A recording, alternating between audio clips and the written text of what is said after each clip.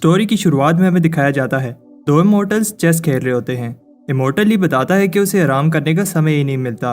वो बताता है कि उसने किसी से वादा किया था जो भी एक स्पेशल अगरबत्ती जलाएगा मुझे उसे अपना स्टूडेंट बनाना होगा।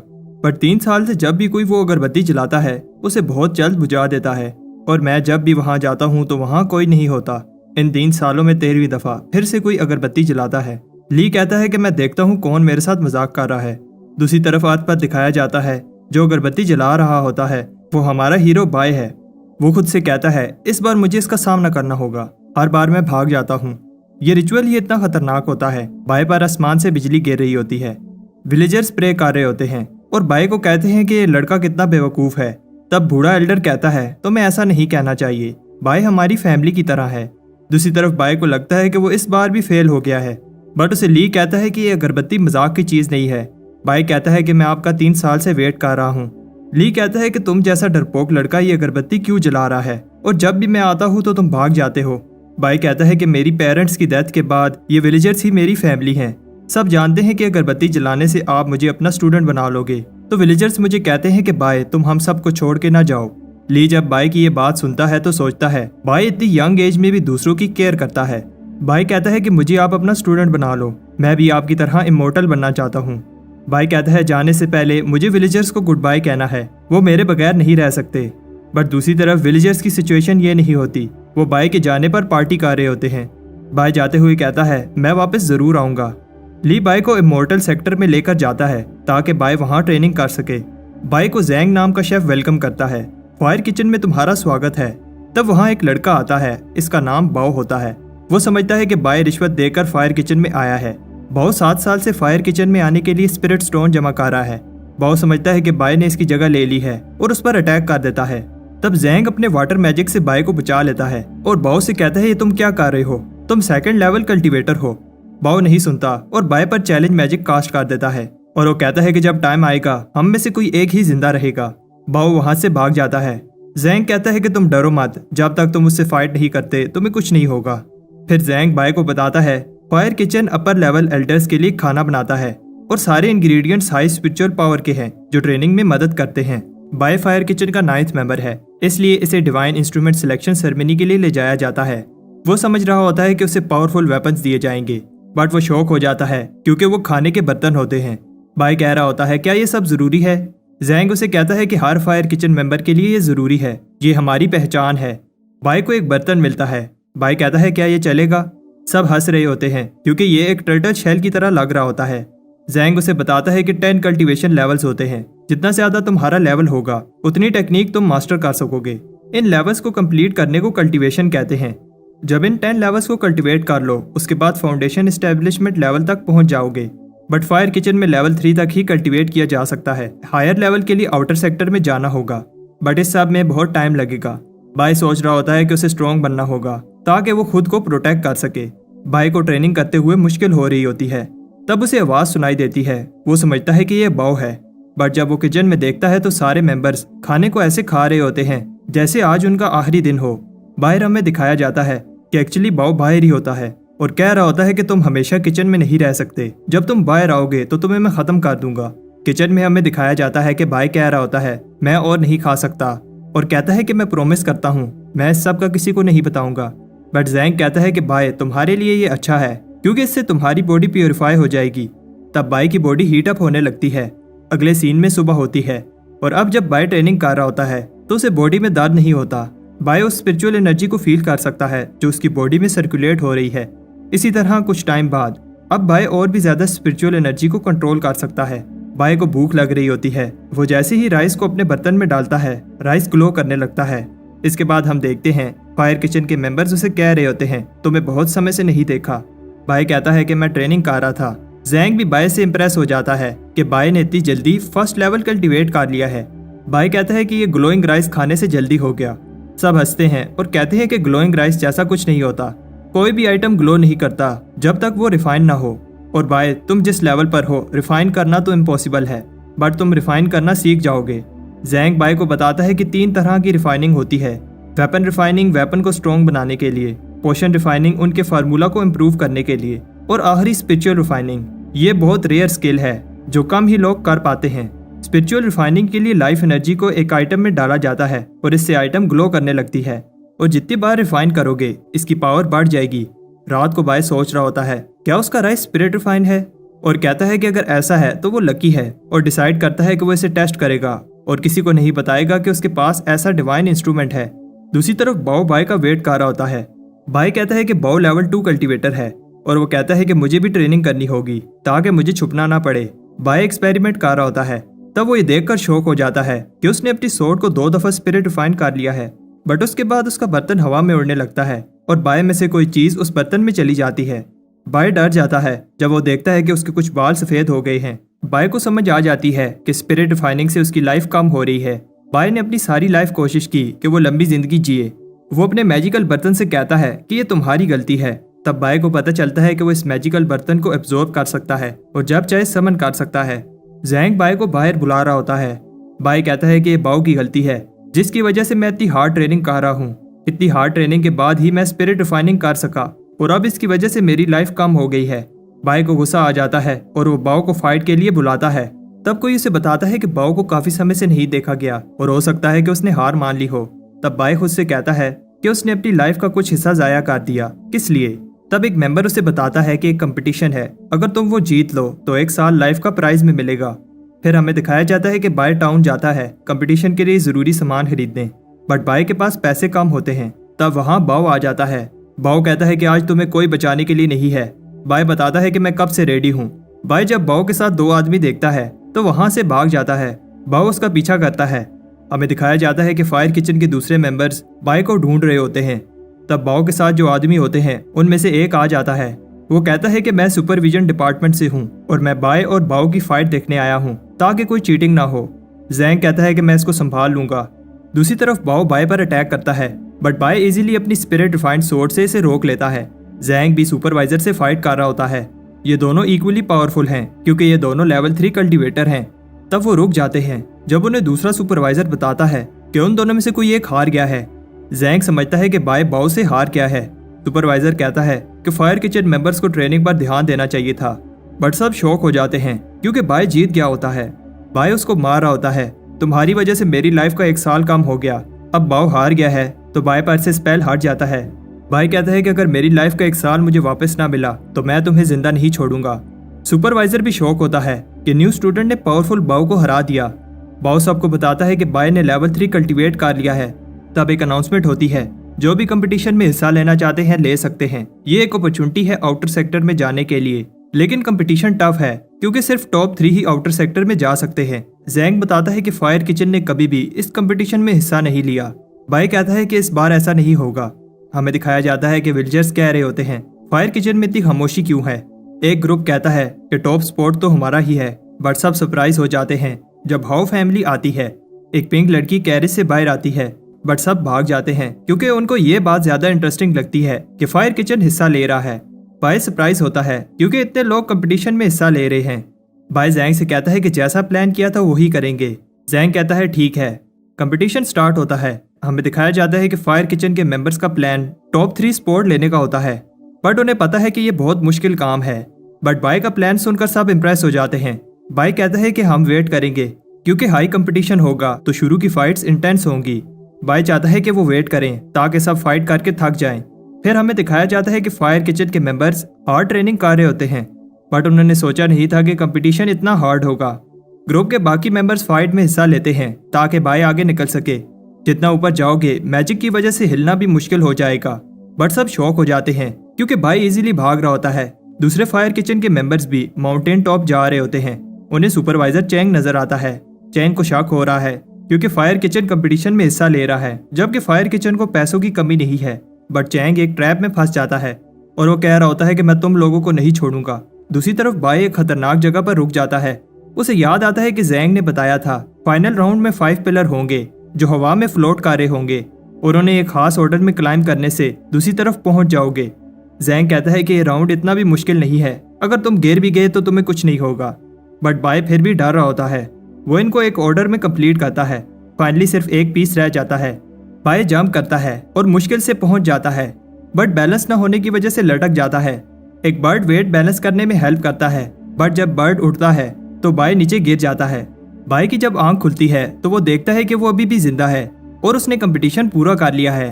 तब थोड़ी देर बाद बाकी के मेंबर्स भी आ जाते हैं। जैंग बताता है कि एक बार ये गेट क्रॉस कर लिया तो हम आउटर सेक्टर स्टूडेंट्स बन जाएंगे और ये इमॉर्टल बनने का पहला बड़ा कदम होगा।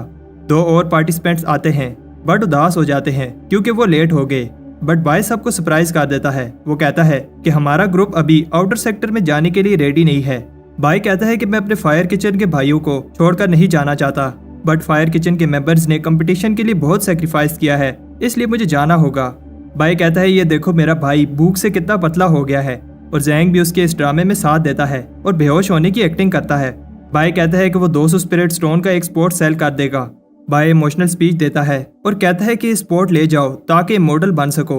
उनमें से एक सोच रहा होता है अगर मैं इमॉर्टल बन गया तो स्पिरिट स्टोन का क्या करना है, और अपनी सारी सेविंग बाय को दे देता है। बट गेट सुपरवाइजर इस सब को रोक देता है और कहता है कि तुम लोग रूल्स तोड़ रहे हो। बट जब बाय पूछता है कि कौन सा रूल तोड़ा है तो वो शांत हो जाता है। बाय कहता है कि मुझे सारे रूल्स पता है और एक एक करके सारे रूल्स बताने लगता है। हमें दिखाया जाता है कि घंटे गुजर जाते हैं और बाय रूल्स बता रहा होता है और पूरे 336 रूल बता देता है। अब जब कोई रूल नहीं तोड़ा तो बाय फिर से स्पोर्ट बेचने लगता है।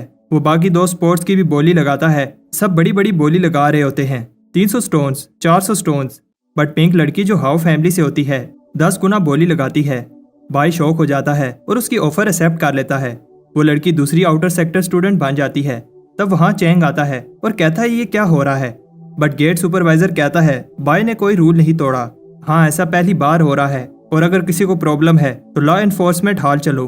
बाय की टीम को लगता है कि वो कोई रूल नहीं तोड़ रहे, बट चैंग को गुस्सा आ रहा होता है और वो बाय को उठाकर गेट की तरफ फेंक देता है ताकि बाय आउटर सेक्टर में चला जाए। बट हम देखते हैं कि बाय की जगह चैंग दूसरी तरफ चला जाता है। एक्चुअली बाय के बर्तन ने उसे बचा लिया था। चैंग वापस आने की कोशिश करता है बट सुपरवाइजर बताता है कि जो एक दफा दूसरी तरफ चला जाए वापस नहीं आ सकता। तब वो पिंक लड़की जिसका नाम मे होता है बाय को थैंक्स कहती है। एक मेंबर बताता है कि उनके पास 10,000 से ज्यादा स्पिरिट स्टोन्स हैं। वो इनसे चीजें बाय करने का सोच रहे होते हैं। बाय कहता है कि उसे लॉन्जेविटी पिल चाहिए। तब एक फोर्स उन्हें एक एक करके ऊपर खींच लेती है। कोई बोलता है कि उन्हें फिर भी आउटर सेक्टर डिसाइपल बनाया जाएगा। ली बाय को कहता है कि अगर तुम मेहनत नहीं करोगे तो तुम्हें मैं वापस विलेज भेज दूंगा। तब यूनफे नाम का स्टूडेंट बाय को वेलकम करता है। बाय को जब न्यू क्लोथ्स दिए जाते हैं तो वो ये देखकर इंप्रेस हो जाता है कि आउटर सेक्टर स्टूडेंट्स को इतना अच्छा ट्रीट किया जाता है। यूनफे बाय से कहता है उसने ली को इतने गुस्से में पहली बार देखा है, तुमने जरूर कोई रूल तोड़ा होगा। बाय कहता है कि ऐसा नहीं है। यूनफे कहता है कि अब तुम्हें अच्छे से बिहेव करना चाहिए क्योंकि वो अब आउटर सेक्टर स्टूडेंट है। चीफ ली एक अपोथेकेरी हैं। अपोथेकेरीज मेनली मेडिसिन में कल्टीवेट करते हैं और 4 मेन सेक्टर्स में जितने भी चीफ हैं सब उन्हें बेस्ट चीफ मानते हैं। बाय इंप्रेस हो जाता है और कहता है कि मैं लॉन्जेविटी पिल कल्टीवेट करना चाहता हूँ। यूनफे कहता है कि अगर तुम मेहनत करोगे तो लॉन्जेविटी पिल जिससे 1 साल लाइफ इंक्रीज हो सकती है तुम्हारे लिए बाय हाथ का खेल होगा। यूनफे बाय को स्क्रिप्ट पवेलियन में लेकर जाता है और ये फायर किचन से कई गुना बड़ा है। यूनफे उसे बताता है कि बिगिनर्स को पहले बेसिक प्लांट्स की नॉलेज होनी चाहिए और फिर उसे 10 मॉन्यूमेंट एग्जाम पास करने होंगे, तब जाकर वो नेक्स्ट लेवल पर मूव कर सकता है। बाय ऊपर पड़े स्क्रॉल्स का पूछता है। यूनफे कहता है कि वो सीक्रेट स्क्रॉल्स हैं और उनमें इन्फॉर्मेशन इनकम्प्लीट है, इसलिए उन्हें कोई यूज नहीं करता। कुछ दिन बाद लाइब्रेरी में एक बंदा गुस्से में होता है। उसे जो स्क्रॉल चाहिए नहीं मिल रहा और वहाँ काम करने वाले को भी याद नहीं है कि कहाँ रखा है। बाय उसे बताता है कि वो स्क्रॉल कहाँ रखा है। वो बहुत खुश होता है। सब बाय से इंप्रेस हो जाते हैं और उससे स्क्रॉल्स की लोकेशन पूछने लगते हैं। यूनफे को बिलीव नहीं हो रहा क्योंकि बाय को आए हुए कुछ ही हफ्ते हुए हैं और वो इतना सब कैसे जानता है। बाय एक स्क्रॉल की कॉपी मांगता है। वर्कर शॉक हो जाता है। बाय अनडाइंग स्किन प्रैक्टिस करना चाहता है। वो बताता है कि स्क्रॉल इनकम्प्लीट है, बट जितना नॉलेज है उसे भी प्रैक्टिस करना बहुत टफ है। बाय को ऐसा दर्द होगा जैसे उसकी कोई हड्डियां तोड़ा हो और उसे बहुत भूख लगेगी, लेकिन बाय इस सब के लिए रेडी है। सुबह बाय हर्ब्स कलेक्ट कर रहा होता है। चैंग उसे देख लेता है और उससे बदला लेना चाहता है। बाय उससे बचकर भागता है बट एक्सीडेंटली एक मोन्यूमेंट में घुस जाता है जहां स्टूडेंट्स टेस्ट दे रहे होते हैं। बाय कहता है कि वो बच गया। तब उसे बताया जाता है टेस्ट शुरू होने वाला है। बाय कहता है कि चैंग बाहर ही होगा और सोचता है कि टाइम पास के लिए टेस्ट ही दे देता हूँ। उसे बताया जाता है कि उसे एक सिंबल ड्रा करना होगा। दूसरी तरफ एक और मोन्यूमेंट में सब जो का वेट कर रहे होते हैं। बाय जैसे ही एक सिंबल ड्रा करता है एग्जाम शुरू हो जाता है। बाय को बताया जाता है उसे इन प्लांट पीसेस को करेक्टली जोड़ना होगा जैसे वो ओरिजिनली थे और एक टाइम लिमिट में जितने प्लांट्स वो जोड़ेगा उन्हें काउंट किया जाएगा। बाय के लिए प्रॉब्लम नहीं है क्योंकि वो सारे प्लांट्स स्टडी कर चुका है। बाय बहुत सारे प्लांट्स जोड़ लेता है। उसे बताया जाता है कि टाइम कम है। बाय थक गया है बट हार नहीं मानता उधर जो कॉन्फिडेंटली एनिमल बोन्स जोड़ रही होती है और टेस्ट के बाद बाहर आती है। सबका ध्यान जो पर होता है। बाय को कोई निकलते हुए नहीं देखता। मैं बाय से कहती है, क्या तुम भी जो को देखने आए हो?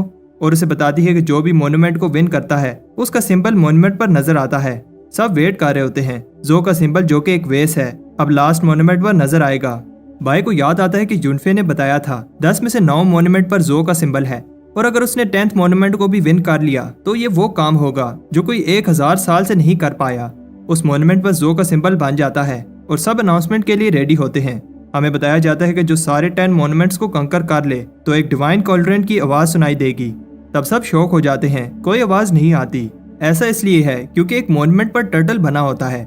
बाय कह रहा होता है कि ये टर्टल क्या ड्राइंग है, जैसे किसी आर्टिस्ट ने बनाई है। तब एक आदमी जिसका नाम जिन होता है जो को कंग्रेचुलेशन करने आता है, बट जो फिर से मोन्यूमेंट में चली जाती है। जिन समझ रहा होता है कि जो उससे गुस्सा है क्योंकि वो लेट हो गया, बट वो दोबारा एग्जाम दे रही होती है।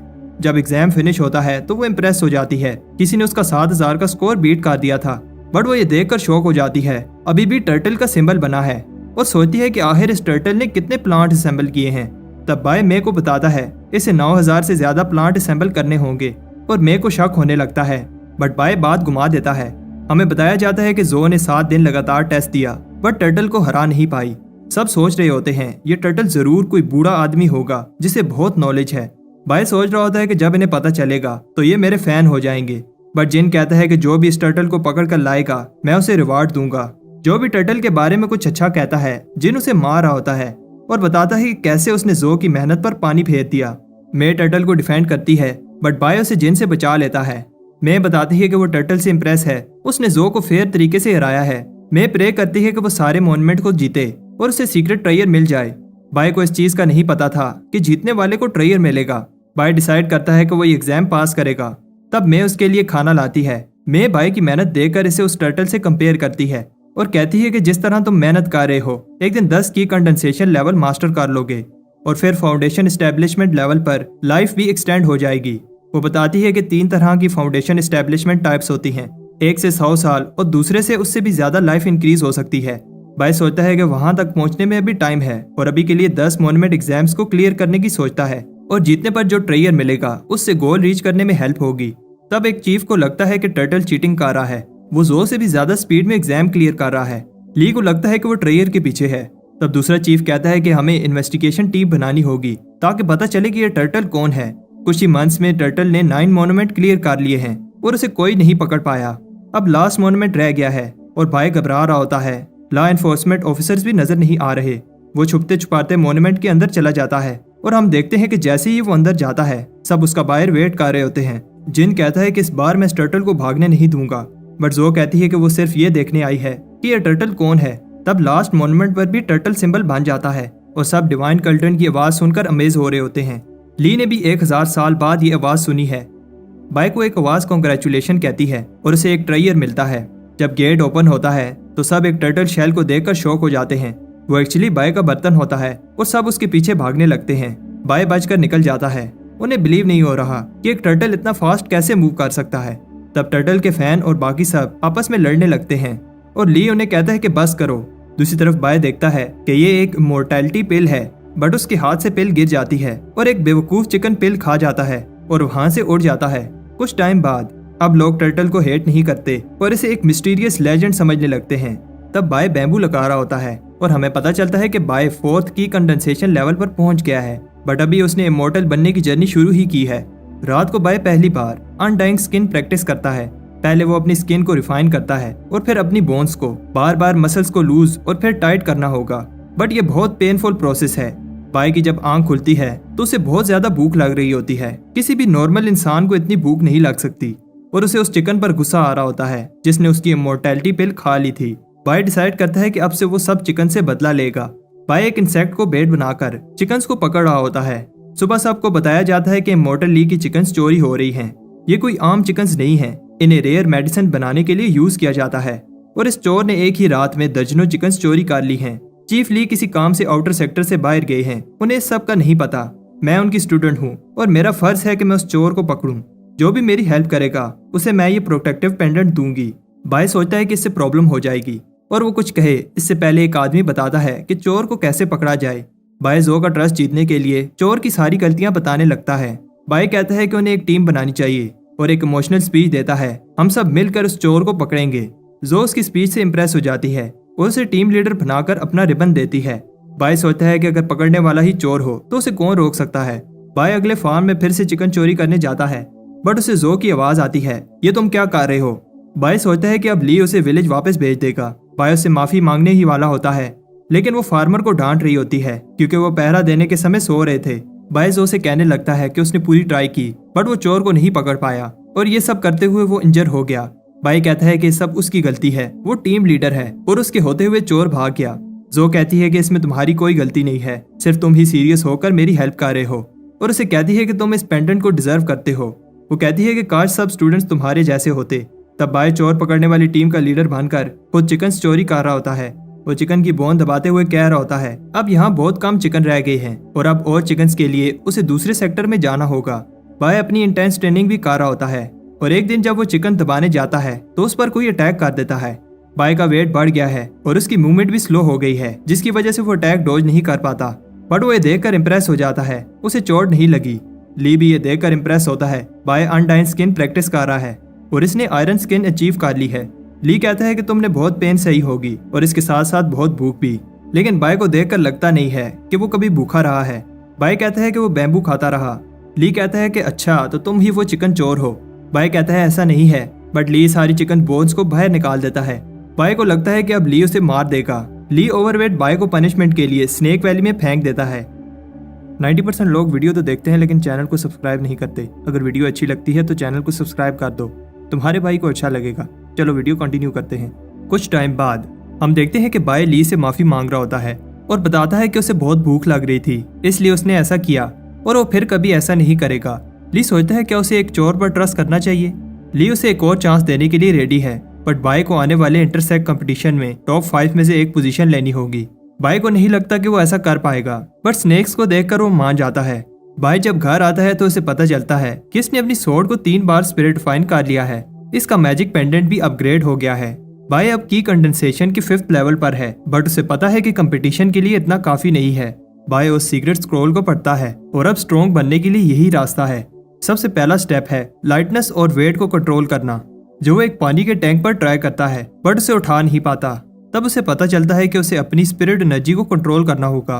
Bye throat lock move try करता है, बट इसकी स्पिरिट एनर्जी बहुत कम है। स्पिरिट एनर्जी को इंक्रीज करने के लिए बाय को एलिक्सर चाहिए, बट उसके पास पैसे नहीं होते, इसलिए वो बैम्बू सेल करता है।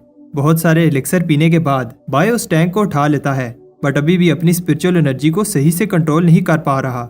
बाय अगर टॉप 5 में नहीं आया तो ली उसे वापस उस स्नेक वैली में भेज देगा और बाय का इमॉर्टल बनने का सपना पूरा नहीं हो पाएगा।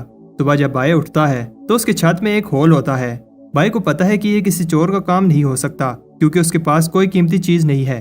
फिर उसे याद आता है कि उसने सोते हुए वो थ्रोट लॉक मूव किया था और अब बाय एग्जाम के लिए थोड़ा कॉन्फिडेंट है। आज एग्जाम का दिन है और हम देखते हैं कि वही गार्ड भी इस कंपटीशन में हिस्सा ले रहा है। तब एक फे नाम की लड़की भी कंपटीशन देने आई है, जिसे देखकर लोग कह रहे होते हैं कि ये कंपटीशन तो फे ही जीतेगी, बट कुछ और लोग कहते हैं कि फैंग भी जीत सकता है क्योंकि वो की कंडेंसेशन की 5th स्टेज के पीक पर है। एक एल्डर कहता है कि कंपटीशन स्टार्ट होने वाला है, बट इमॉर्टल ली अभी तक नहीं आया। उधर बाय खुशी खुशी चल रहा होता है क्योंकि उसे लॉन्जेविटी पिल और उसे कुछ प्रोटेक्टिव टेलिस्मैन अच्छी प्राइस में मिल गए। तब ली उसे डांटता है कि कंपटीशन स्टार्ट होने वाला है और तुम यहाँ घूम रहे हो। बाय ली से कहता है कि वो अभी रेडी नहीं है। फे बाय को हेल्प करती है और इसे देखकर बाय कहता है मैं तो बचपन से रेडी था। फैंग बाय को देख रहा होता है और इसे बिलीव नहीं हो रहा कि बाय भी कंपटीशन में हिस्सा ले रहा है क्योंकि इसे आए हुए अभी 6 महीने ही हुए हैं। कंपटीशन शुरू होने से पहले सबको एक नंबर दिया जाएगा और बाय खुश होता है कि उसका नंबर लास्ट है, लेकिन फिर प्रे करने लगता है कि उसका ओपोनेंट पावरफुल ना हो। कंपटीशन अब स्टार्ट हो गया है और फाइटर्स स्टेज पर आ जाते हैं। सब इनकी स्किल्स को देखकर इंप्रेस हो रहे होते हैं और तब चैंग ये फाइट जीत जाता है। इसके बाद तीसरे और चौथे फाइटर की बारी है और बाय देखता है कि ये फाइट कितनी डेंजरस है। बाय बहुत सारे प्रोटेक्टिव टेलिस्मैन यूज करता है। अब फैंग की बारी है और सब शॉक हो जाते हैं जब वो एक ही मूव से फाइट जीत जाता है। फे भी कुछ कम स्किल नहीं होती और हर अटैक इजीली डॉज कर रही होती है और फिर फाइटर को स्टेज से बाहर फेंक देती है। अब बाय की बारी है, लेकिन बाय वहां से भाग रहा होता है। लियो से पकड़ लेता है। बाय कहता है कि वो टॉयलेट जा रहा था। बाय का ओपोनेंट इसके बर्तन को देखकर कहता है कि वो कोई कुकिंग कंपटीशन नहीं कर रहे, बट बाय बताता है कि ये मेरी शील्ड है बाय कहता है कि मुझे लड़ना नहीं आता, बट ओपोनेंट अपनी पूरी पावर से अटैक करता है जिससे बाय का बर्तन उसके हाथ से छूट जाता है और अगले ही पल ओपोनेंट नीचे पड़ा होता है। हमें दिखाया जाता है कि बाय के बर्तन ने इसे जिता दिया था। सब बाय की स्किल से इम्प्रेस होते हैं। एल्डर बताता है कि किचन के बर्तन अलाउड नहीं है और नेक्स्ट मैच से वो इन्हें यूज नहीं कर सकता। सब शॉक हो जाते हैं जब बाय के पास बहुत सारे बर्तन निकलते हैं। अब नेक्स्ट स्टेज के फाइटर्स को चुना जा रहा है और बाय सोच रहा होता है अगर वो नेक्स्ट मैच जीत गया तो टॉप 5 में पहुंच जाएगा। बाय प्रे करता है कि उसका ओपोनेंट कोई कमजोर फाइटर हो। अब फिर से फैंग की बारी है और इसका ओपोनेंट और कोई नहीं बाय होता है। बाय इसका सामना करने से डर रहा होता है। सबको लगता है कि बाय कोई सीक्रेट अटैक यूज करने वाला है। तब बाय भी ये सुनकर ऐसे दिखाने लगता है कि वो इजीली फैंग को हरा सकता है। फैंग ये देखकर अलर्ट हो जाता है। बाय को पता है कि वो ज्यादा देर तक ये फाइट रोक नहीं सकता और सोचता है कि फाइट में क्या क्या हो सकता है। बाय सोचता है कि छुप कर अटैक करूं, बट वो भी काम नहीं करेगा। फैंग को समझ आ जाती है कि बाय टाइम वेस्ट कर रहा है और इस पर अटैक करने लगता है, लेकिन बाय इसके पांव पकड़ लेता है। बाय फैंग से कहता है कि वो उसे पहले अटैक करने दे। सब बाय को कावर्ड कह रहे होते हैं। फैंग उसे पहला अटैक करने देता है। बाय को देखकर समझ आ रही है कि वो टाइम वेस्ट कर रहा है। लोग फैंग से कहते हैं कि वो अटैक करके फाइट खत्म कर दे, लेकिन फैंग ने खुद इसे ये चांस दिया है। सब बात कर रहे होते हैं कैसे बाय ने 4 घंटे वेस्ट कर दिए। तब बाय के हाथ से स्वॉर्ड गिर जाती है। फैंग इसे बाय का फेल्ड अटैक समझता है और इस पर अटैक कर देता है। बाय कहता है कि वो इसे एक और चांस दे, बट फैंग नहीं सुनता। फैंग सोचता है कि बाय ने कितने प्रोटेक्टिव टैलिस्मान लगाए हैं। एल्डर कहता है कि बाय ने इस कंपटीशन को सर्कस बना दिया है। तब बाय के प्रोटेक्टिव टैलिस्मान खत्म हो जाते हैं। फैंग कहता है कि अब इस अटैक से बाय को कोई नहीं बचा सकता। सब शॉक हो जाते हैं क्योंकि Fang blood spirit technique use कर रहा है। बाय देखता है कि फैंग की स्वॉर्ड 2 दफा स्पिरिट रिफाइन हुई है और खुद को प्रोटेक्ट करने के लिए अपनी level 3 spirit refine sword use करता है। ली बताता है कि बाय की स्वॉर्ड 3 दफा स्पिरिट रिफाइन हुई है और सबको बिलीव नहीं होता कि ये स्वॉर्ड इतनी पावरफुल है। सब शॉक हो जाते हैं जब फैंग बेहोश हो जाता है। बाय जीत गया है और जो भी बाय की लेवल 3 स्वॉर्ड से इम्प्रेस होती है, लेकिन वो स्वॉर्ड से ज्यादा बाय की टेक्निक से इम्प्रेस होती है। बाय खुश है कि वो टॉप 5 में आ गया। इसके बाद अब आखिरी लेवल की बारी है। जो चैन के साथ फाइट करेगी और जो जीतेगा वो फिर बाय के साथ फाइट करेगा। वो दोनों डिसाइड करते हैं कि जल्दी फाइट को खत्म करें। उन्हें लगता है कि यही राउंड डिसाइड करेगा कि कौन ये कंपटीशन जीतेगा, क्योंकि बाय कमजोर है और वो लकी था क्योंकि फैंग ने उसे फाइट में सीरियस नहीं लिया। चैंग देखता है कि फे की एनर्जी खत्म होने वाली है और उस पर अटैक कर देता है। फे इजीली अटैक को डॉज करती है और फाइनली अपनी स्किल से चैन को हरा देती है। सबको लगता है कि फे स्ट्रॉन्ग है, बट एक चीफ को लगता है कि बाय ज्यादा स्ट्रॉन्ग है। बाय ने सिर्फ टॉप 5 में आना था, इसलिए वो फाइट शुरू होने से पहले ही सरेंडर कर देता है। फे कहती है कि बाय आइटम यूज करके जीतता रहा, बट मैंने मेहनत की है और ऐसे ही विक्ट्री एक्सेप्ट नहीं कर सकती।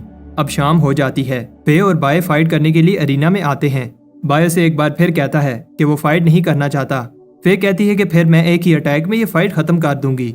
बाय वो थ्रोट लॉक अटैक यूज करता है, लेकिन फे का अटैक पावरफुल होता है। बाय का पेंडेंट टूट जाता है और स्वॉर्ड इसकी चेस्ट में घुस जाती है। फे ये देखकर डर जाती है। बाय फे को बेरहम कहता है और एल्डर बताता है कि बाय ने एक मूव यूज किया था, लेकिन लगता है कि मिस कर दिया।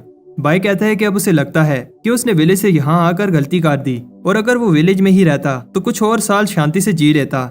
सब बाय की हेल्प के लिए आते हैं, बट बाय को याद आता है कि उसने लेदर आर्मर पहना हुआ है और इसे कुछ नहीं हुआ। फे बेहोश हो जाती है। एल्डर कहता है कि फे अब फाइट नहीं कर पाएगी, इसलिए बाय ये कंपटीशन जीत गया है। लोगों को गुस्सा आता है कि फाइट ऐसे खत्म हुई। फे भी कहती है कि उन्हें दोबारा फाइट करनी चाहिए। बाय कहता है कि अभी तुम्हारी बॉडी रिकवर नहीं हुई और एक बार फिर कहता है कि मैं सरेंडर कर रहा हूँ, लेकिन फे अपनी मेहनत से ये कंपटीशन जीतना चाहती है। अगर बाय जीत जाता है तो फे उसे एक सोरिंग इंसेंस और एक स्वॉर्ड देगी। सब बात कर रहे होते हैं कि इंसेंस बहुत रेयर है, जो कि कंडेंसेशन के लेवल 6 पर पहुंचने में हेल्प करती है। बाय अभी भी फाइट नहीं करना चाहता। तब फे उसे प्लांट नॉलेज फाइट का कहती है, क्योंकि बाय और फे दोनों ही एपोथेकेरी स्टूडेंट्स हैं। बाय मान जाता है। ली एक प्लांट को समन करता है जो बहुत सारे डिफरेंट स्पिरिचुअल प्लांट्स और हर्ब्स से बना है। जो भी सबसे ज्यादा प्लांट्स को बता पाएगा जीत जाएगा। बाय फे को पहले बताने देता है और लोग भी बाय के कॉन्फिडेंस से इंप्रेस होते हैं, बट कहते हैं कि बाय कितना बेवकूफ है। फे ने मोनूमेंट एग्जाम में 5th पोजीशन ली थी, लेकिन इन्हें नहीं पता होता कि बाय वो लेजेंडरी टर्टल है। फे प्लांट्स को ऑब्जर्व कर रही होती है। एल्डर बात कर रहे होते हैं कि कैसे फे को प्लांट्स की बहुत नॉलेज है, लेकिन बाय भी प्लांट्स को ऑब्जर्व कर रहा है। फे बताती है कि उसने 8 प्लांट्स ऑब्जर्व किए हैं। सब फे से इंप्रेस होते हैं क्योंकि ये प्लांट परफेक्ट है और ऐसे देखकर बताना इजी नहीं है। फे सही से 8 प्लांट्स के नाम बता देती है। इसके बाद बाय आगे बढ़ता है और बताता है कि फे के 8 प्लांट्स के अलावा उसने 67 और प्लांट्स भी देखे हैं। फे बाय को कहती है कि ये कंपटीशन है, कोई मजाक नहीं, और इसे लगता है कि बाय जब इतने प्लांट्स बताएगा तो एक आधा सही निकल ही आएगा। लेकिन सब शॉक हो जाते हैं जब बाय बड़ी डिटेल में इन प्लांट्स का बताता है। एल्डर भी बाय से इम्प्रेस होते हैं क्योंकि बाय ने ना सिर्फ प्लांट्स के नाम बताए हैं, साथ में ये भी बताया है कि ये प्लांट्स कैसे जोड़े गए हैं। ली मान लेता है कि बाय के पास स्किल है, लेकिन दूसरे एल्डर्स को लगता है बाय वो चीजें भी बता रहा है जिनकी जरूरत नहीं है। फे हार मान लेती है और बाय ये कंपटीशन जीत जाता है। कुछ टाइम बाद बाय कहता है कि फे ने जो सोरिंग इंसेस दी थी सही से काम कर रही है। तब दरवाजे पर कोई आता है। बाय देखता है ये तो बाव है और इससे पहले कि बाव उस पर अटैक करे वो उसके मुंह पर झाड़ू मार देता है। बाव बाय से माफी मांगने के लिए आया है। वो बताता है कि मैं गलत था, मुझे ऐसे नहीं कहना चाहिए था कि बाय रिश्वत देकर आया है। वैसे भी बाव अभी की कंडेंसेशन के लेवल 3 पर है तो बाय को उससे कोई खतरा नहीं है। बाय ने उसे पीटा, इस वजह से बाव स्ट्रॉन्ग बन गया है और चाहता है कि बाय इसे भी कुछ सिखाए, लेकिन बाय इंटरेस्टेड नहीं है। बाव बताता है कि उसकी सुपरविजन डिपार्टमेंट में कनेक्शंस हैं और बाय को संभल कर रहना होगा। सबकी बाय पर नजर है और एक और दोस्त होना बुरा नहीं है। उस रात दोनों दोस्त अपनी फ्रेंडशिप के नाम पर पीते हैं और बाय उसे अपनी सारी स्टोरी सुनाता है। बाव को लगता है कि बाय जल्द ही फाउंडेशन एस्टेब्लिशमेंट रेल में पहुंच जाएगा। बाय को ऐसा नहीं लगता। बाव बताता है कि बाद में मॉर्टल वेन एस्टेब्लिशमेंट लेवल में जाना इजी है, बस बाय को बहुत सारी फाउंडेशन एस्टेब्लिशमेंट पिल खानी होगी। बाय को यह बात पता नहीं थी और बाव बताता है कि फिर बाय की लाइफ 100 साल से बढ़ जाएगी। बाय जल्दी से अपनी लाइफ को इंक्रीज करना चाहता है। बाव बताता है कि पिल मिलना तो बहुत टफ है, इसलिए उन्हें खुद ही पिल्स रिफाइन करनी होगी, लेकिन पिल्स रिफाइन करने के लिए उन्हें अपोथेकेरी जर्नीमैन बनना होगा। कंपटीशन जीतने के बाद बाय फेमस हो गया है और अब वो अपोथेकेरी जर्नीमैन बनना चाहता है। बाय सबसे लास्ट में टेस्ट देने आया, लेकिन 10 में से 10 फर्नेस में पिल रिफाइन कर ली। ऐसा पहली बार कोई कर पाया है और उसकी लास्ट पिल एक मिड लेवल पिल थी। कुछ टाइम बाद हम देखते हैं कि बाय के फेमस होने के बाद बहुत सारे लोग उसकी हेल्प मांगने के लिए उसके घर के बाहर जमा होते हैं। चैन को यह देखकर गुस्सा आता है। तब फैंग कहता है कि तुम घबराओ नहीं, मेरे पास एक प्लान है। बाय सबकी हेल्प करता है। मैं ये देखकर खुश होती है। मैं चाहती है कि अगर बाय कहीं दूर गया तो उसे लेटर भेजे। अचानक बाव वहां आता है और घबराया हुआ होता है। बाव बाय से कहता है कि वो भाग जाए, तभी वो बच सकता है, लेकिन वहां कुछ लोग बाय से कहते हैं कि उसे लॉ एनफोर्समेंट हॉल चलना होगा। उधर फैंग और फे अपने तीसरे टीममेट का वेट कर रहे होते हैं। तब उन्हें पता नहीं होता कि उनका तीसरा टीममेट बाय है। लॉ एनफोर्समेंट हॉल ने बाय को इस मिशन के लिए सिलेक्ट किया है। फैंग देखता है कि बाय ऐसी रेडी होकर आया है जैसे वो किसी जंग पर जा रहे हों और बाय को बताता है कि हमारा मिशन एक आदमी का पता लगाना है जिसका नाम हो यांग है। फैंग बताता है कि उनका मिशन डेंजरस नहीं है। बाय कहता है कि वो रिस्क नहीं लेना चाहता। फे बाय से कहती है कि तुम बहुत डरते हो, कुछ नहीं होगा। बाय के दोस्त भी उसे छोड़ने आए हैं और जैंग बाय को अपना बर्तन देता है, बट ये बहुत भारी होता है। मे भी बाय को गुड बाय कहने आई है और इसने बाय के लिए पेस्ट्रीज बनाई हैं। मे उसे कुछ एलिक्सर्स देती है जो उसके काम आएंगे। हो यांग जिस आदमी को ढूंढने जा रहे हैं वो मे का भाई है। मे कहती है कि मुझे पता है मेरा भाई ठीक है और जब वो तुम्हें मिले तो मेरी तरफ से उसे एक पंच मारना। बाय मे से कहता है कि तुम घबराओ नहीं, मैं उसे साथ लेकर आऊंगा। बाय कहता है मेरा पहला मिशन है और पूछता है क्या सच में ये मिशन डेंजरस नहीं है। उसे लगता था कि वो सोर्ड पर उड़कर जाएंगे, बट वो सरप्राइज हो जाता है कि वो एक उड़ने वाली शिप पर जा रहे हैं। वे बताती है कि वैसे नए स्टूडेंट्स को मिशन पर नहीं भेजा जाता। बाय कहता है कि वो अपनी मर्जी से नहीं आया। फिर हमें पता चलता है कि लॉ एनफोर्समेंट हॉल वाले बताते हैं कि उसे आउटर सेक्टर में आए हुए 1 साल हो गया है और इसने एक भी हर्ब कलेक्टिंग का मिशन नहीं किया। ये सेक्टर के रूल्स के अगेंस्ट है और पनिशमेंट के लिए बाय को इस मिशन पर जाना होगा। बाय को याद आता है कि बाव ने उसे बताया था कि फैंग से दूर रहना, वो तुम्हें मारने का चांस मिस नहीं करेगा। फैंग बताता है कि ये शिप स्पिरिट स्टोन पर चलती है और इन्हें थोड़े ही स्टोन्स मिले हैं, इसलिए आधा रास्ता उन्हें पैदल चलना होगा। वो सब हेवन रीचिंग रिवर से गुजरते हैं जो सब सेक्टर्स को स्पिरिचुअल एनर्जी देता है। जितना आगे जाओगे स्पिरिट एनर्जी और भी ज्यादा हो जाएगी। बाय भी एनर्जी इंक्रीज को फील कर रहा है। बाय को नहीं पता था कि उनके सेक्टर के अलावा और भी सेक्टर्स हैं। सामने फॉलिंग स्टार माउंटेन्स हैं और यहाँ से आगे उन्हें पैदल चलकर जाना होगा। बाय को समझ नहीं आ रही कि वो रात को रुकने की जगह आगे क्यों बढ़े हैं, क्योंकि जंगल रात को ज्यादा डेंजरस होता है। बाय और डर जाता है जब फैंग बताता है कि डिमोनिक ब्लड स्ट्रीम सेक्टर इस माउंटेन की दूसरी तरफ है। बाय ऐसे दिखाता है जैसे उसे डर नहीं लग रहा। फिर उसके साथ मजाक करती है जिससे वो डर जाता है। बाय कहता है कि मैं डरता नहीं हूँ, बस अलर्ट रहता हूँ। तब बाय को एक हिप्नोटाइजिंग फ्लावर खाने ही वाला होता है। उन्हें एक मरा हुआ रैबिट नजर आता है जो खुद नहीं मरा, लेकिन उस पर चोट के भी निशान नहीं है। इस रैबिट से एक इवल एनर्जी निकल रही होती है। फैंग और फे को समझ आ जाती है ये 2 सरों वाली चमगादड़ों का काम है। इनके दांत और नाखून जहरीले होते हैं। वो सब पास किसी चीज को सेंस करते हैं और फे बाय को एक पेड़ के नीचे आने से बचाती है। ये एक जायंट होता है। तब बाय भी फे को एक स्नेक से बचाता है। उन्हें लगता है कि जायंट चला गया, लेकिन वो उनके ऊपर आ जाता है। वो चुप रहते हैं जिससे जायंट वापस चला जाता है। बाय ये सुनकर शौक होता है कि इस बिहीमत की पावर फाउंडेशन एस्टेब्लिशमेंट लेवल से भी ज्यादा है। और अगर वो हमें ढूंढ लेता तो अभी हम जिंदा ना होते। बाय हैरान होता है कि उन्होंने अभी से ही इस जंगल का सबसे पावरफुल मॉन्स्टर देख लिया है।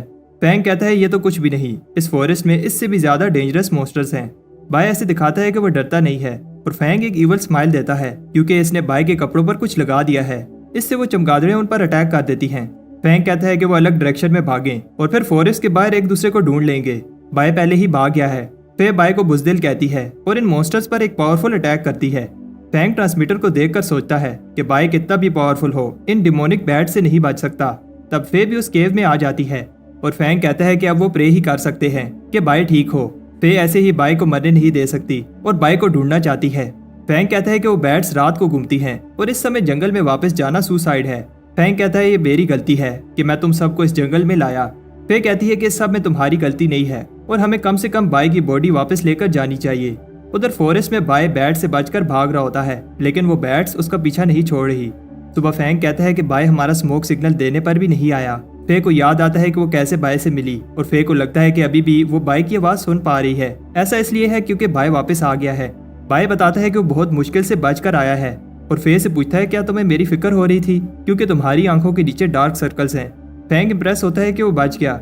बाय बताता है कि बैट्स उसका पीछा ही नहीं छोड़ रही थी और फिर कभी तुम लोग ऐसे मुझे अकेले छोड़कर मत जाना। फिर बाय से पूछती है कि तुम हमारा स्मोक सिग्नल देखकर क्यों नहीं आए। तब बाय बताने लगता है कि रात को क्या हुआ, बैट्स उसका पीछा ही नहीं छोड़ रही थी तो वो उनसे फाइट करने लगता है और बाय को पता चलता है कि उसकी सोर्ड कितनी पावरफुल है।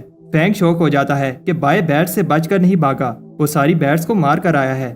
बाय बताता है कि बैट्स के दांत बर्निंग ब्लड इंसेंस बनाने के लिए यूज होते हैं, इसलिए वो सारी रात उन दांतों को निकालता रहा। वो केव से बाहर जाने ही वाले होते हैं तब बाय पर एक आई मॉन्स्टर अटैक कर देता है। फिर बाय को बचा लेती है और फैंग बताता है कि आई मॉन्स्टर एक एंशिएंट बीस्ट है जो एक बार किसी को पकड़ ले तो तब तक एनर्जी एब्जॉर्ब करता रहता है जब तक इंसान मार ना जाए। अब फिर से वो हो यांग को ढूंढने लगते हैं। तब फैंग बताता है कि उसे हो यांग का सिग्नल मिला है। ये वो आखिरी जगह है जहाँ से हो यांग ने आखिरी सिग्नल भेजा था, लेकिन हो यांग यहाँ नहीं है। फैंग को हो यांग का पेंडेंट मिलता है। उस पेंडेंट में आखिरी मैसेज ये था कि हो यांग को माउंटेन में कुछ मिला है और वो इन्वेस्टिगेट करने जा रहा है। हो यांग ने और कुछ नहीं बताया, इसलिए उन्हें ये नहीं पता चलता कि माउंटेन्स में क्या है। फैंग को लगता है कि हो यांग उस क्लैन की बात कर रहा है जो बॉर्डर के पास है। बाय कहता है कि हमें आगे बढ़ने से पहले सेक्टर को इस सब का बताना चाहिए। फिर इतनी छोटी सी बात सेक्टर को नहीं बताना चाहती और कहती है कि हमें आगे बढ़ना चाहिए। बाय कहता है कि हमें नहीं पता कि माउंटेन्स में क्या है और हमें पहले सेक्टर को इन्फॉर्म करना चाहिए। फैंग कहता है कि मिशन कंप्लीट करने के बाद हम सेक्टर को इन्फॉर्म कर देंगे। उधर दो लोग जंगल में भाग रहे होते हैं और एक कहता है तुम्हें पता है ये मिशन कितना इंपॉर्टेंट है। तब एक पावरफुल बूढ़ा आदमी ने कहता है अगर जिंदा रहना चाहते हो तो वापस चले जाओ। बाय की टीम एक क्लैन की इंटरेस्ट के सामने पहुंच जाते हैं और ये जगह कोई कब्रिस्तान लग रही होती है। तब बाय डर जाता है जब एक आदमी गेट से बाहर आता है। बाय को लगता है कि दाल में कुछ काला है और हमें अंदर नहीं जाना चाहिए। फैंग और फे बाय की बात नहीं सुनना चाहते और बाय फिर से बहुत सारे प्रोटेक्टिव टेलिस्मैन लगाने लगता है। अंदर बाय डर रहा होता है क्योंकि यहाँ बहुत खामोशी है और दरख्त भी अजीब से हैं। वो आदमी बताता है कि मास्टर खामोशी में कल्टीवेट करना पसंद करते हैं। फैंग उस मास्टर से मिलना चाहता है तो वो आदमी कहता है कि तुम बस मेरे पीछे चलो। किसी के गाने की आवाज आ रही होती है और बाय को किसी चीज की खुशबू आती है जो उसने पहले कहीं सूंघी थी। वो गाने वाली आवाज सुनने वालों को कहती है तुम्हें मेरी बात माननी चाहिए और रोना नहीं चाहिए। बाय को कुछ ठीक नहीं लग रहा तो फे उसे कहती है कि तुम इधर ही रुको, हम आते हैं। बाय यहाँ अकेला नहीं रुकना चाहता। वो सोचता है क्यों ना वो वापस चला जाए और सेक्टर की पनिशमेंट खा ले। तब बाय को किसी की चिल्लाने की आवाज आती है और फिर एक रेड शैडो इस पर अटैक कर देती है। बाय फे से कहता है कि किसी ने मुझे धक्का दिया है, बट वो उसकी बात पर बिलीव नहीं करती। फैंग देखता है कि जिस आदमी के पीछे वो चल रहे थे गायब हो गया है। उन्हें समझ आ जाती है कि बाय सही कह रहा था। फे बाय से कहती है कि इन रिबन से दूर रहो। तब जो आदमी इन पर अटैक कर रहा होता है सामने आता है। फैंग उसे बताता है कि वो किसी को ढूंढ रहे हैं, लेकिन उस आदमी को फर्क नहीं पड़ता और बताता है यहाँ सिर्फ आने का रास्ता है, वापस जाने का नहीं, और वो उन्हें भी हुयांग के पास भेज देगा। फैंग को ये सुनकर गुस्सा आता है क्योंकि इस आदमी ने स्पिरिट सेक्टर को धोखा दिया है। फैंग उस पर अटैक करता है। वो आदमी बताता है तुम मेरे से नहीं जीत सकते, ये आदमी बहुत डेंजरस है, इसलिए उन्हें सेक्टर को इन्फॉर्म करना होगा। लेकिन ट्रांसमीटर काम नहीं कर रहा। एक आदमी उन्हें ऊपर से देख रहा होता है। वो सब गेट की तरफ भागते हैं, लेकिन उससे पहले एक अरे एक्टिवेट हो जाती है जो कि ब्लड सेक्टर की टेक्निक यूज कर रही है। इतनी बड़ी अरे को बनाने में कई साल लग गए होंगे। एक बार ये अरे कंप्लीट हो गई तो ये ऐसा ऐसा हमारी सारी स्पिरिचुअल एनर्जी को खींच लेगी और हम मर जाएंगे। बाय डर जाता है, वो यहाँ पे मरने वाला है। बाय फे को एक अटैक से बचाता है। फे बाय से पूछती है क्या तुम्हें लगी तो नहीं। बाय कहता है क्या तुम्हें मेरी फिक्र हो रही है। लेकिन फे बताती है अगर तुम मुझे बचाते हुए मर जाते तो मुझे बुरा लगता। तब वो आदमी उन्हें बताता है कि तुम सबको खुश होना चाहिए क्योंकि तुम लू शैन क्लैन के लिए अपनी लाइफ सेक्रीफाइस कर रहे हो।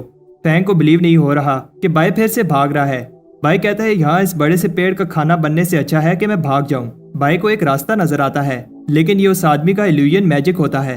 ये आदमी अरे की हेल्प से ये मैजिक कर रहा है। फे उस पर अटैक करती है और उसके करीब जाने की कोशिश करती है, लेकिन ये इतना आसान नहीं है। फे उस पर एक पिल बॉम्ब फेंकती है जिससे वो आदमी गायब हो जाता है। तब फे वहाँ हुयांग को देखती है। तब बाय उस डिमोनिक मोस्टर पर अटैक करता है, लेकिन वो उस मोस्टर को ट्रिक करके दूसरी तरफ भाग जाता है। वो मोस्टर बाय को एक रिबन से पकड़ लेता है, बट बाय अपनी ताकत से मोस्टर को ऊपर फेंकता है और अपनी सोर्ड से मार देता है। मोस्टर को मारने से अरे में होल हो जाता है और यही भागने का एक चांस होता है। तब फे जख्मी हुयांग को लाती है। हुयांग को जब होश आता है तो वो उन्हें भागने को कहता है क्योंकि लू शैन क्लैन ब्लड सेक्टर के साथ मिल गया है। फे कहती है कि अब वो भाग नहीं सकते क्योंकि सोल सकिंग अरे कंप्लीट हो गई है। जमीन से उस पेड़ की जड़ें इन्हें पकड़ने के लिए निकलती हैं। बाय बताता है कि उसने अरे में एक होल किया है। फे हुयांग को लेकर अरे से बाहर भाग जाती है। बाय भी होल की तरफ जाता है। तब फैंग उसकी हेल्प मांगता है, लेकिन ये फैंग की एक ट्रिक होती है और वो रूट्स बाय को पकड़ लेती हैं। फैंग बताता है कि वो फॉरेस्ट में लकी था, बट अब उसका खेल खत्म। फैंग देखता है कि अरे अब बंद हो रही है और फे सोचती है आखिर बाय और फैंग क्यों नहीं आ रहे। बाय को जब होश आती है तो उसे पता चलता है कि फैंग ने उसे धोखा दे दिया है। ऊपर फैंग को भी रूट्स पकड़ लेती हैं। फैंग बॉम्ब पिल यूज करके निकलने की कोशिश करता है। फैंग शॉक हो जाता है जब बाय जिंदा जमीन से निकलता है। फैंग कहता है कि वो मरने वाला है और बाय को साथ लेकर जाएगा और वो बॉम्ब पिल फेंकता है। फैंग को वो रूट्स पकड़ लेती हैं। वो एक्सप्लोजन बाय को रे से बाहर फेंक देता है। बाय की अनटाइन स्किन की वजह से उसे कुछ नहीं होता। फैंग प्रॉमिस करता है जब वो बाहर निकलेगा तो बाय को नहीं छोड़ेगा, लेकिन वो आदमी कहता है कि फैंग कभी भी बाहर नहीं निकल पाएगा। बाय ऐसे दिखाता है कि वो दुखी है और फे को बताता है कि फैंग ने उसकी जान बचाई है। हम देखते हैं कि लू शैन क्लैन किसी तरह का रिचुअल कर रहे होते हैं और वो आदमी एल्डर को बताता है कि वो एक ही को पकड़ पाए और बाकी हुयांग को लेकर भाग गए। मास्टर चेन यू कहता है कि कोई बात नहीं, हमें अपने गोल पर फोकस करना चाहिए क्योंकि कुछ ही दिन रह गए हैं। वो आदमी लीडर से कहता है कि मैं उन्हें फॉलिंग स्टार माउंटेन से बाहर नहीं जाने दूंगा। बाय देखता है कि ट्रांसमीटर अभी भी काम नहीं कर रहा और फे सोचती है क्या वो जिंदा वापस जा पाएंगे। हुयांग बताता है कि ये बहुत सीरियस बात है। लू शैन क्लैन ने स्पिरिट सेक्टर के साथ बगावत की है। जब स्पिरिट सेक्टर को इस सब का पता चलेगा तो वो लू शैन क्लैन को नहीं छोड़ेंगे। फे रोने लगती है क्योंकि वो अब वापस नहीं जा पाएंगे और फैंग भी नहीं बच पाया जबकि वो लेवल 7 की कंडेंसेशन स्टेज पर था। फे बाय से कहती है तुम्हें तो अपनी जान प्यारी है और पूछती है क्या तुम्हें डर नहीं लग रहा। बाय कहता है कि मुझे डर लग रहा है बट हमें हार नहीं माननी चाहिए। फे कहती है कि बाय सही कह रहा है और हमें हार नहीं माननी चाहिए। हुयांग की एनर्जी अब काफी रिकवर हो गई है। बाय उसे आराम से पंच मारता है जो मे ने हुयांग को मारने के लिए कहा था। हुयांग को समझ आ जाती है कि बाय की टीम शिप से आई है और इन्हें आसपास के गांव का नहीं पता जो डिस्ट्रॉय हो चुके हैं। हुयांग बताता है कि लू शैन क्लैन ने ब्लड सेक्टर के साथ मिलकर ये सब किया है। उन्होंने इनोसेंट लोगों को मारा और उनकी लाइफ एसेंस एब्जॉर्ब कर ली और किसी को भी जिंदा नहीं छोड़ा। हुयांग इन्हें उसकी जान बचाने के लिए थैंक्स कहता है। अगर वो ना आते तो उसका भी हाल यही होता और कहता है कि हमें जल्दी से यहाँ से निकलना होगा। तब एक इवल एनर्जी उन पर अटैक कर देती है और वो आदमी कहता है कि जाने की इतनी जल्दी भी क्या है और अब मरने के लिए तैयार हो जाओ। फे बाय से कहती है कि वो यहाँ से भाग जाए और सेक्टर को लू शैन क्लैन की बगावत का बताए। बाय हिम्मत करके भागता है और खुद से कह रहा होता है कि उसे जिंदा रहना होगा। बाय और तेज भागता है और उस खतरनाक पावर का सोचता है जो वो आदमी यूज कर रहा था। बाय एक पत्थर से टकरा कर नीचे गिर जाता है बट उसे अभी भी फे और हुयांग की फिक्र हो रही है। उधर हुयांग और फे की हालत बुरी होती है और लू शैन क्लैन के लोगों ने इन्हें घेर लिया है। फे अभी भी होश में है, इसलिए लीडर अपने आदमियों से कहता है इसे मार दो। इससे पहले वो आदमी अटैक करता। सब शौक हो जाते हैं क्योंकि बाय वापस आ गया है। बाय कहता है कि वो इन्हें इस तरह मरने के लिए नहीं छोड़कर जा सकता और प्रॉमिस करता है कि वो इन्हें प्रोटेक्ट करेगा। फे एक बार फिर बाय को भागने के लिए कहती है और लू शैन क्लैन के लोग भी बाय की इस बहादुरी को देखकर इंप्रेस होते हैं। लीडर उन्हें कहता है इस बच्चे को खत्म कर दो, बट ये इतना आसान नहीं है और बाय अपनी फाइटिंग एबिलिटीज दिखाता है। फे भी बाय को लड़ते हुए देखकर कहती है बाय हर समय खतरे से बचता रहता है और इस बार वो वापस क्यों आया है। फे सोचती है क्या बाय पहले से ही इतना पावरफुल था जब वो दोनों अटैकर्स को एक ही मूव से खत्म कर देता है। तब लीडर चेन्यू भी बाय पर अपनी गोस्ट किलिंग एबिलिटी यूज करता है और बाय से कहता है कि अब तुम्हारा खेल खत्म। लेकिन वो हैरान होता है कि बाय को कुछ नहीं हुआ। वो फिर से अपनी एबिलिटी यूज करता है, लेकिन बाय को ये पावरफुल एबिलिटी सिर्फ स्क्रैच ही कर पाती है। फिर सोचती है क्या ये अनडाइंग एबिलिटी है। चेन्यू भी कंफ्यूज होता है कि बाय को क्यों कुछ नहीं हो रहा जबकि बाय सिर्फ की कंडेंसेशन के 5th लेवल पर है। चेन्यू को लगता है कि वो बाय से ज्यादा पावरफुल है। फे हैरान होती है कि बाय पहले उसका अटैक खा रहा है और फिर खुद अटैक कर रहा है। ऐसा इसलिए क्योंकि चेन की कल्टीवेशन और स्पीड ज्यादा है। बाय उसको एक पावरफुल पंच मारता है। चेन्यू हार गया है, लेकिन इस बात को मानने के लिए तैयार नहीं है और एक ईवल मोस्टर में बदल जाता है। बाय को मारने के लिए चेन्यू ने अपनी लाइफ सेक्रीफाइस की है। फे बाय को भागने का कहती है, लेकिन बाय हार नहीं मानता और अपने डिवाइन कॉल्ड्रन को समन करता है, जो उसे मोन्यूमेंट क्लियर करने पर प्राइज में मिला था। बाय उस बड़े से कॉल्ड्रन से उस मोस्टर को क्रश कर देता है। उधर लीडर को पता चलता है कि चेन्यू मार गया है। सब सोचते हैं कि चेन्यू तो लो लेवल डिसाइपल से लड़ रहा था, ऐसा कैसे हुआ। चेन्यू की कंडेंसेशन के लेवल 8 पर था और सबको लगता है कि स्पिरिट सेक्टर को अब पता चल गया है और उन्होंने हेल्प भेजी है। सब डर रहे होते हैं। तब उनका एक और लीडर हैंक बताता है, घबराओ नहीं, मैं इस प्रॉब्लम को सॉल्व करता हूँ। उधर फॉरेस्ट में बाय खुश है। फे उसे कहती है कि हिलो नहीं, तुम्हारी चेस्ट में एक स्वॉर्ड है और वो उसे निकाल कर बाय को हील कर देगी। बाय दर्द से चिल्लाने लगता है, लेकिन फे ने स्वॉर्ड को अभी हाथ भी नहीं लगाया। बाय कहता है कि वो नर्वस हो गया था और फे एकदम से उसकी चेस्ट से स्वॉर्ड निकालकर ब्लड को रोक देती है। फे कहती है कि वो वाला बाय कहाँ है जो बिना डरे लड़ रहा था, लेकिन बाय सो जाता है। फे ये देखकर ब्लश करने लगती है। हुयेन बाय की कल्टीवेशन देखकर इंप्रेस होता है, क्योंकि कुछ ही महीने पहले वो 2nd लेवल पर था। बाय सेक्टर के टॉप स्टूडेंट से भी ज्यादा तेज कल्टीवेट कर रहा है और इसने अनडाइंग स्किन भी प्रैक्टिस की है। बाय की कल्टीवेशन की कंडेंसेशन की 5वीं स्टेज पर है, लेकिन फिर भी बाय ने एक 8वें लेवल कल्टीवेटर को हराया है। बाय कहता है कि इसमें कोई बड़ी बात नहीं है और वो बस लकी था। जब वो सब बात कर रहे होते हैं तो कोई फे पर एक एरो फेंकता है जो बाय खुद पर ले लेता है। उधर हैंग चेन्यू की बॉडी देखकर कहता है, आखिर ऐसा कौन है जिसने इसे फॉरबिडन टेक्निक यूज करने पर फोर्स किया। उसे समझ आ जाती है कि ये कोई आम बंदा नहीं है, लेकिन इससे वो और ज्यादा एक्साइटेड हो जाता है। उधर फॉरेस्ट में लूशियन क्लैन के मेंबर्स बाय के ग्रुप का पीछा कर रहे होते हैं और इन्हें बेस पर पहुंचने में अभी और 3 दिन लग जाएंगे। हुयेन बाय को बार बार उनकी जान बचाने के लिए थैंक्स कहता है और कहता है कि वो अब अगले जन्म में बाय का इस एहसान का बदला चुकाएगा। बाय कहता है कि तुम हिम्मत मत हारो, हमारे पास बहुत सारे एलिक्सर्स हैं। कुछ टाइम बाद हुयेन की हालत अभी भी ठीक नहीं होती और वो बाय और फे से कहता है कि वो उस पर और एलिक्सर वेस्ट ना करें। इन्हें पता है कि लूशियन क्लैन में बहुत सारे 6 और 7 की कंडेंसेशन के स्टूडेंट्स हैं और बाय उन सब से अकेले नहीं लड़ पाएगा। उन्हें लगता है कि बचने का चांस बहुत कम है। बाय केव के अंदर आने वाला रास्ता पत्थरों से बंद कर देता है। तब फे की बात सुनकर सब हैरान होते हैं कि लूशियन क्लैन में लीडर के अलावा एक और आदमी है जो कि कंडेंसेशन की 9th स्टेज पर है और उसका नाम हैंग है। तब लूशियन क्लैन के एक मेंबर को वो केव मिल जाती है और वो इसका हैंग को बताने लगता है, लेकिन उससे पहले बाय इसे मार देता है। वो अभी भी सेव नहीं है। रेड क्लाउड्स को देखकर वो समझ जाते हैं कि ये हैंग का पावरफुल मोस्टर पेट है जो तेजी से इधर ही आ रहा है। बाय कहता है हम इससे लड़ नहीं सकते और हमें भागना होगा, लेकिन फे और हुयेंग जाने से मना कर देते हैं क्योंकि ये दोनों बहुत इंजर हो गए हैं और इनकी स्पिरिचुअल एनर्जी भी अब खत्म हो गई है। बाय के पास अभी भी काफी एनर्जी है और अगर बाय स्पिरिट सेक्टर को इन्फॉर्म कर देता है तो चांसेस हैं कि वो सब बच सकते हैं। बाय को पता है कि वो अपनी लाइफ को सेक्रीफाइस कर रहे हैं ताकि बाय बचकर भाग जाए। बाय नहीं जाना चाहता, लेकिन वो ईवल एनर्जी करीब आ रही है। फे कहती है कि अगर तुम नहीं गए तो मैं अपनी जान ले लूंगी। बाय फॉरेस्ट में भाग जाता है और फे कहती है कि कम से कम बाय जिंदा बच जाएगा। वो सोच रहे होते हैं कि वो लूशियन क्लैन को रोकेंगे जब तक बाय सेफ जगह पर नहीं पहुंच जाता।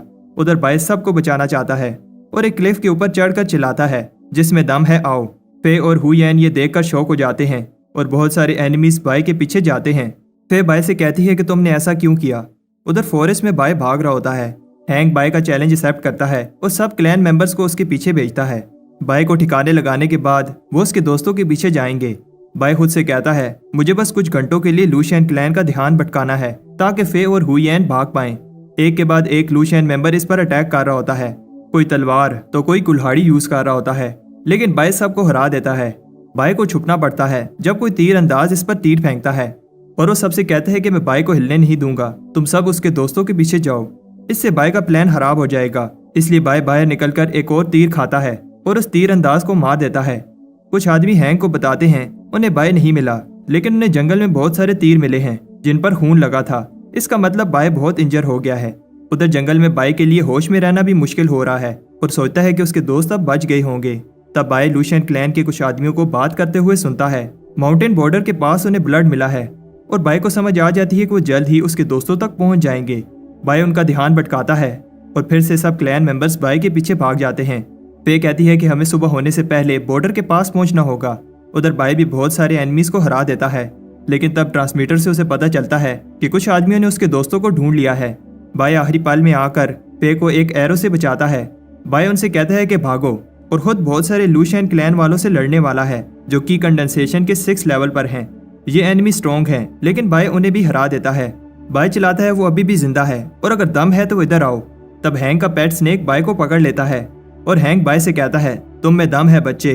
हैंक इंप्रेस होता है कि बाय की कंडेंसेशन के 5th लेवल पर है, लेकिन उसने लूशियन क्लैन के दर्जनों 6 लेवल कल्टीवेटर्स को हराया और चेन्यू जो कि लेवल 7 पर था उसे भी हराया। बाय को हैंक पर गुस्सा आता है क्योंकि लूशियन क्लैन ने स्पिरिट सेक्टर को धोखा दिया है। हैंक का स्नेक अपनी ग्रिप टाइट करता है जिससे बाय का सांस लेना भी मुश्किल हो रहा है। हैंक अपने स्नेक को कहता है बाय को खा लो। उधर फे हुईएन को लेकर फॉरेस्ट में माउंटेन बॉर्डर की तरफ जा रही होती है। इधर बाय अब उस स्नेक के पेट में है और इसकी आंखें बंद होने लगती हैं। तब बाय को इसके बचपन की एक याद आती है जब उसकी माँ ने उसे मरने से पहले कहा था कि वो खुशी खुशी अपनी जिंदगी जिए। तब बाय की बॉडी में एक पावर आ जाती है और वो की कंडेंसेशन की नेक्स्ट स्टेज पर चला जाता है। बाय स्नेक के पेट को फाड़ कर निकलता है। हैंक इंप्रेस होता है कि बाय लेवल 6 पर पहुंच गया, लेकिन कहता है कि बाय अभी भी उससे नहीं जीत सकता। वो लड़ने लगते हैं और हैंक अपनी पावर दिखाता है जब वो बाय की स्वॉर्ड को तोड़ देता है। बाय का थ्रोट लॉक मूव भी काम नहीं करता और हैंक बाय का हाथ तोड़ देता है। उधर फॉरेस्ट में वो अभी भी भाग रहे होते हैं, लेकिन हुईएन कहता है कि वो और नहीं भाग सकता। फे बताती है कि वो बेस के बहुत पास हैं जहां से वो स्पिरिट सेक्टर को मैसेज भेज पाएंगे। हुईएन कहता है कि मैं ठीक हूँ, तुम जल्दी से जाओ। उधर हैंक बाय की हीलिंग एबिलिटी से इंप्रेस होता है जब बाय का हाथ खुद ही हील होने लगता है।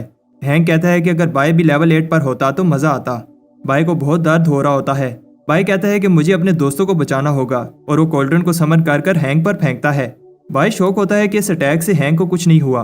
हैंक कहता है कि उसने बाय को कम समझा, लेकिन अब वो मान गया है कि बाय स्ट्रॉन्ग है। हैंक कहता है कि बाय को खुश होना चाहिए क्योंकि वो ये मूव देख पा रहा है और जिसने भी ये मूव देखा है अब इस दुनिया में नहीं है। हैंक एक बड़ी सी स्वॉर्ड को समन करता है और इसकी बॉडी भी ट्रांसफॉर्म हो जाती है। बाय एक लेवल 9 के कल्टीवेटर की पावर देखकर इंप्रेस होता है।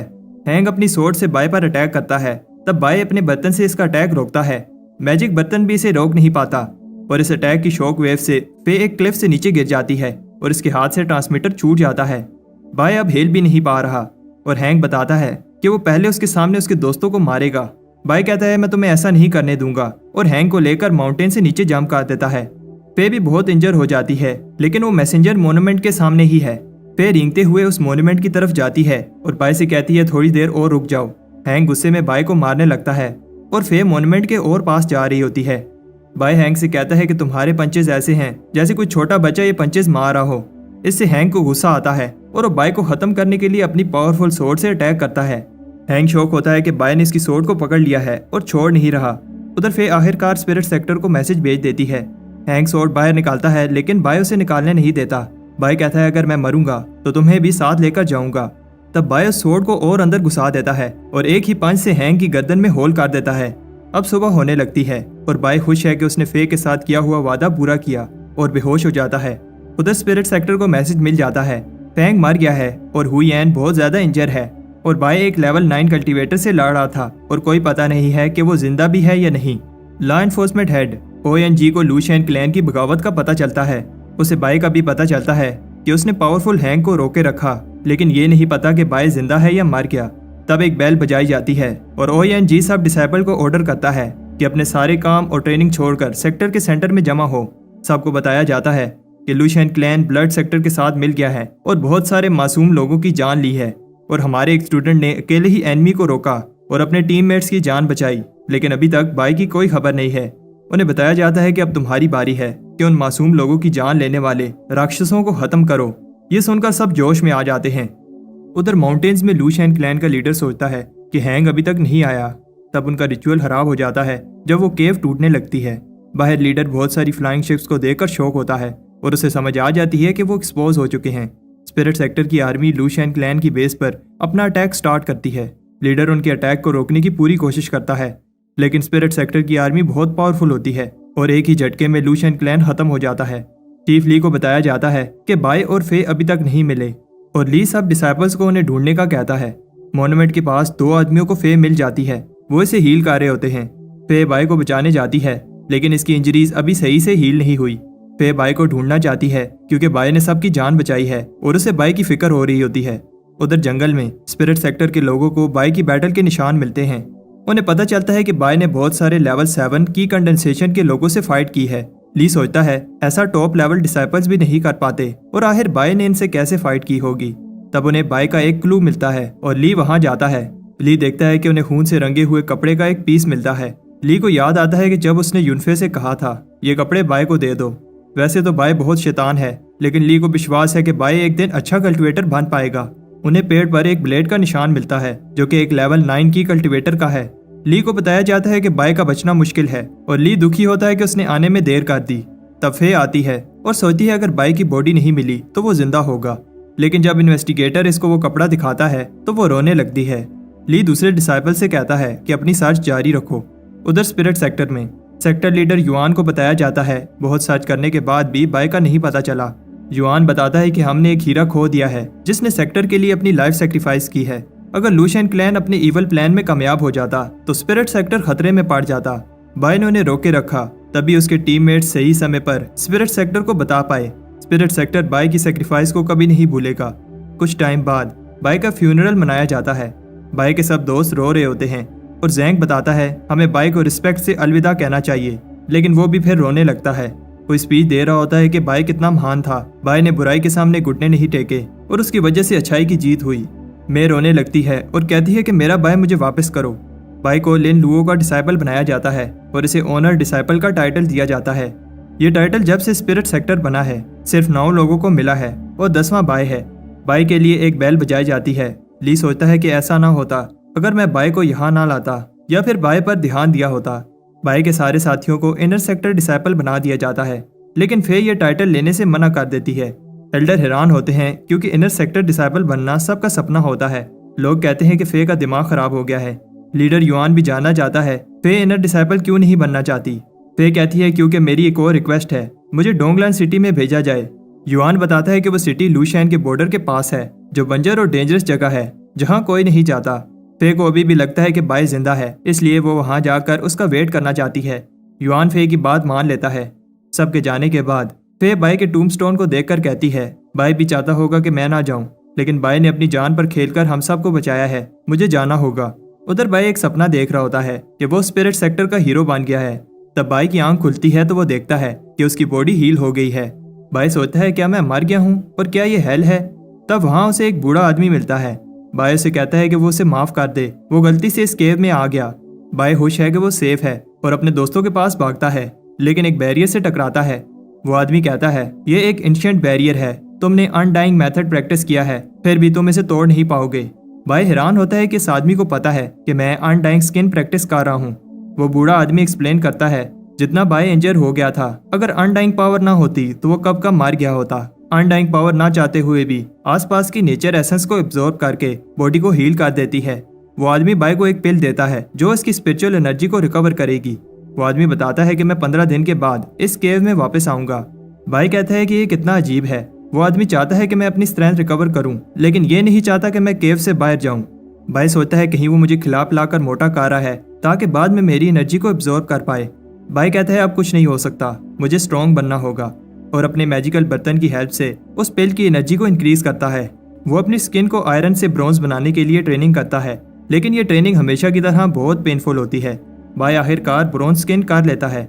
बाय फिर से ब्रेक थ्रू करने लगता है और फिर सिल्वर स्किन कर लेता है। वो बूढ़ा आदमी भी बाय की प्रोग्रेस से इम्प्रेस होता है। बाय इतने कम समय में इतना आगे बढ़ गया है। बाय उस आदमी से माफी मांगता है क्योंकि उसने उस पर शक किया। सिर्फ उस बूढ़े आदमी की वजह से वो सिल्वर स्किन कर पाया। बूढ़ा आदमी कहता है कि इसमें मेरा कोई कमाल नहीं है और ये बाय की अपनी मेहनत है। अनडाइंग स्किन पावरफुल तो है, लेकिन इसे प्रैक्टिस करना बहुत टफ है। सिर्फ वही लोग इसे पूरी तरह मास्टर कर सकते हैं जो दोनों स्क्रोल्स को मास्टर करें। वो आदमी बाय से कहता है कि वो किसी को ना बताए कि वो मेरे से मिला और जाते हुए उसे मिसिंग अनडाइंग स्क्रोल देता है, जिससे बाय इस टेक्निक को पूरी तरह से मास्टर कर पाएगा। उधर डोंगलांग सिटी में एक आदमी फे को बताता है कि फे का लीडर गुस्से में है क्योंकि फे ने 6 महीने से इस सिटी की रिपोर्ट नहीं भेजी। अगर ऐसे ही चलता रहा तो उसे पनिशमेंट मिलेगी। फे को फर्क नहीं पड़ता, वो बस बाय को ढूंढना चाहती है। सिटी में एक बैगर को दुकानदार बुरा भला कह रहा होता है क्योंकि वो पैसे दिए बिना खाना उठा रहा था। फे कहती है इसे थोड़ा खाना दे दो। फे भिखारी की आवाज सुनकर शॉक हो जाती है जब वो उसे थैंक्स कहता है क्योंकि वो कभी भी इस आवाज को नहीं भूल सकती। पास कुछ लोग उस बैगर की इंसल्ट कर रहे होते हैं। फे उस तरफ भागती है और उसका नाम लेती है। ये बैगर बाय होता है और इसे देखकर फे की आंखों में आंसू आ जाते हैं। रात को फे बाय को नए कपड़े और खाना देती है। वो बाय को बताती है कि मैं तुम्हें 6 महीने से ढूंढ रही हूँ और सेक्टर में भी सब दुखी हैं। बाय बताता है कि उसका ट्रांसमीटर गुम हो गया था और मुझे भी तुम सबकी फिक्र हो रही थी। लेकिन बाई को ये समझ नहीं आ रही कि फे इस सिटी में क्या कर रही है। तब फे उसे हिम्मत कर बताती है कि मैं तुम्हारा वेट कर रही थी। फे बाई को बताती है कि तुम्हारे अलावा मैं सिर्फ अपने पापा के क्लोज हूँ। बाई कहता है कि तुम घबराओ नहीं, जब भी तुम्हें मेरी जरूरत होगी मैं आ जाऊंगा। फे की आंखों में आंसू आ जाते हैं। बाई बताता है कि तुम्हें घबराने की जरूरत नहीं है, अब मैं आ गया हूँ। फे कहती है कि मुझे जाना होगा, लेकिन बाई उसका हाथ पकड़ लेता है और उस पर सर रखकर सो जाता है। सुबह जब बाई की आंख खुलती है तो उसे लगता है कि वो कोई सपना देख रहा था। फे चली गई है और बाई को लगता है कि वह सेक्टर वापस चली गई होगी। उधर सेक्टर में सब बाई को एक हीरो की तरह ट्रीट कर रहे होते हैं। सबको बताया जाता है कि स्पिरिट सेक्टर बाई की सेक्रीफाइस को कभी नहीं भूलेगा और इसका स्टैचू लगाया जाता है। तब एक फ्लाइंग शिप स्टैचू में आकर लगती है और स्टैचू का सर टूट जाता है और सब बाई को देखकर शॉक हो जाते हैं। अगर वीडियो पसंद आती है तो वीडियो को लाइक करके कमेंट में नेक्स्ट पार्ट लिख दो। नेक्स्ट पार्ट बनाने में थोड़ा टाइम लग जाएगा क्योंकि मैं और भी एनिमे एक्सप्लेन कर रहा हूँ।